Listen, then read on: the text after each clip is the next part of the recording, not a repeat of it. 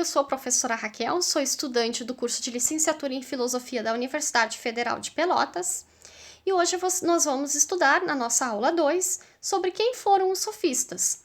Na nossa aula 1, vocês aprenderam o que é a filosofia e as suas principais características, com abordagem a respeito das suas origens, o que foram os mitos e quem são os filósofos pré-socráticos, ou seja, um período cosmológico onde se utilizava um elemento na tentativa de dizer como surgiram as coisas, né? Então, vocês também viram alguns traços de quem foi o filósofo Sócrates, um dos maiores filósofos da história. E hoje vocês vão ver que os sofistas, a palavra sofistas vem de sábios. Então, eles foram considerados homens sábios, também se auto-intitulavam grandes sábios. Nada mais eram do que homens nascidos na polis grega, ou seja, eles eram cidadãos gregos, homens maiores de 21 anos, e eles eram chamados para o ofício da retórica, ou seja, nesse período o que nós tínhamos na Grécia era o regime da democracia. E na democracia se buscava, no campo da política, homens que soubessem bem falar, bem argumentar, ou seja, deveriam ser homens que soubessem se expressar em público, argumentar, contra-argumentar, ter um grande poder de persuasão na defesa de suas ideias. Então, para isso era importante que a pessoa tivesse conhecimento sobre vários assuntos. Então, deveriam ser pessoas que tinham conhecimento. Para tanto, a maioria dos homens que eram escolhidos para isso, eles vinham de pessoas com maiores poderes aquisitivos, porque o maior poder aquisitivo dava a característica da pessoa ter condições de ter acesso às produções intelectuais, ou seja, esses cidadãos eles iam para Atenas e lá eles tinham acesso a todo tipo de conhecimento, eles eram preparados então. Aqui nós temos a imagem aí da polis grega, a política, então é importante ressaltar que é na Praça do Ágora, em Atenas, onde eles faziam seus discursos, onde desenvolviam então essa arte da retórica. É importante falar a respeito deles, porque se não fosse eles, nós não tínhamos a arte da retórica, a arte do bem argumentar que a gente tanto necessita hoje, que é tão importante para nós como professores e também estudantes, sabermos falar em público, sabermos nos posicionar, argumentar e contra-argumentar, saber quando uma premissa é verdadeira e quando não é, né? Então isso tudo é muito importante. Os sofistas, eles eram professores ambulantes, eles viajavam de cidade a cidade e eles ensinavam a arte da retórica, porém eles cobravam para isso. Então esse ensinamento ele tinha um custo. E este custo ele foi alvo de duras críticas, porque eles eram contemporâneos de Aristóteles e Platão. Então, ambos, Aristóteles e Platão, principalmente Aristóteles, vai conferir duras críticas a essa metodologia sofista, comparando eles, inclusive, a enganadores, porque na metodologia sofista o que importava era a argumentação. Ou seja, era uma arte da retórica onde não se tinha uma verdade absoluta. E Sócrates foi um homem humilde e simples que nunca cobrou pelos seus ensinamentos. Então ele chega a comparar os sofistas com mercadores, ou seja, que ficam, né, vendendo as suas ideias, e como se fossem ideias falsas, né, não verdadeiras. Eles andavam de cidade em cidade, então a palavra, então, significa sábio. Sentido de desonestidade em Platão e Aristóteles. Para ambos, eles são desonestos, porque eles não pregam uma verdade absoluta, inclusive eles refutam essa ideia. O importante para eles é sempre vencer a argumentação. Então, se eu tenho uma dialética, um diálogo, eu tenho que sempre vencer a argumentação. Não importa as estratégias que eu vou utilizar, mas é sempre levar as pessoas ao convencimento daquilo que eu estou dizendo. Então, para eles, uma coisa pode ser e pode não ser. Não existe uma verdade absoluta. Buscavam a arte de vencer debates e ela não é uma escola de filosofia, e sim uma prática. Os sofistas, então, eles eram humanistas, relativistas e agnósticos, ou seja, Se eu estou falando que eles são humanistas, o foco deles não era como dos primeiros filósofos, como eu argumentei. Os primeiros filósofos, nós tínhamos Arqué, nós tínhamos um elemento que dizia o porquê das coisas, como surgiu a natureza, né? E aqui não, aqui nós não vamos ter esse foco. O foco que nós vamos ter não é na natureza, e sim o foco é o homem. E para os sofistas, o importante, eles eram também agnósticos, ou seja, eles não... Para eles, poderia ou não poderia existir Deus. Para isso não era importante para eles. Como eles dizem aqui, para os sofistas é mais provável que os deuses não existam, ao mesmo tempo que recusam totalmente a possibilidade de que existam.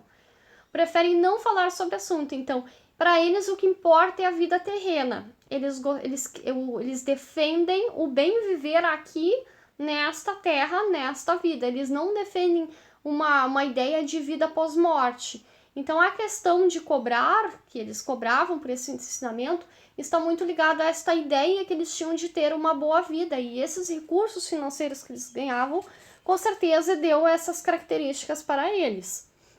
E relativistas, tudo na vida prática, política, cultural, religião, podem ser alterados. Não há algo eterno e imutável, ou seja, uma verdade que as verdades não são absolutas, uma coisa que é considerada verdade hoje, amanhã pode não ser, então tudo pode sofrer alteração, não existe nada que seja imutável, não existem valores imutáveis. Passividade da alma. A alma do homem é passiva e pode ser moldada de acordo com o conhecimento que adquirimos. Portanto, podem ser convencidas por qualquer discurso. E resolver questões práticas para eles é muito importante. Devemos nos ocupar, então, com os problemas da vida, os problemas práticos, resolver questões imediatas. Pensar nos deuses é coisa inútil. Então, não importa pensar o que vai ser a nossa vida depois. O importante é como a gente vive agora, é resolver os problemas de agora. Argumentar, então, é a principal habilidade que o cidadão deve possuir. Os principais sofistas, nós temos os 4, e desses 4 ainda destaco 2, Protágoras, Hippias, Gorgias e Antifonte, com destaque para Protágoras e para Gorgias. Em Protágoras, ele vai dizer o seguinte, ele é de 491 a 481 a.C., que o homem é a medida de todas as coisas, ou seja, ele traz um relativismo geral da verdade, ou seja, não existe, é uma relativização, não existe uma verdade absoluta, e ele traz esse processo de convencimento para o público. Vejam que interessante, ele diz, este vento que está soprando, por exemplo, é frio ou quente? Segundo o critério de Protágoras, a resposta é a seguinte, para quem está com frio é frio, e para quem não está, não é. Então, assim, ninguém está no erro, mas todos estão com a verdade. Então, a verdade, ela é relativa dependendo do ponto de vista de cada um, como cada um sente, né? Como cada um percebe.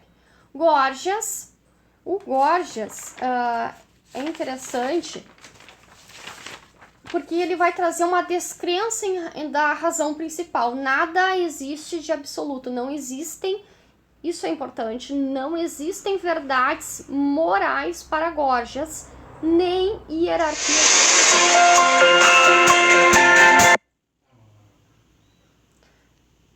Como alguém pode comunicar a ideia de cor por meio de palavras, pois o ouvido não ouve cores, mas somente sons? Então, não existe verdade absoluta, a palavra tem autonomia própria. Toda verdade pode ser portadora de persuasão, de crença ou sugestão. Ou seja, se eu estou dizendo que estou emitindo uma verdade, essa verdade ela já tem um ponto de vista daquilo que eu acredito, daquilo que eu penso. E o Hippias de Lis é um dos mais famosos mestres, sendo hábil orador grego, além de se destacar nas áreas de artesanato, de astronomia. Opa, saltou um pouquinho aqui.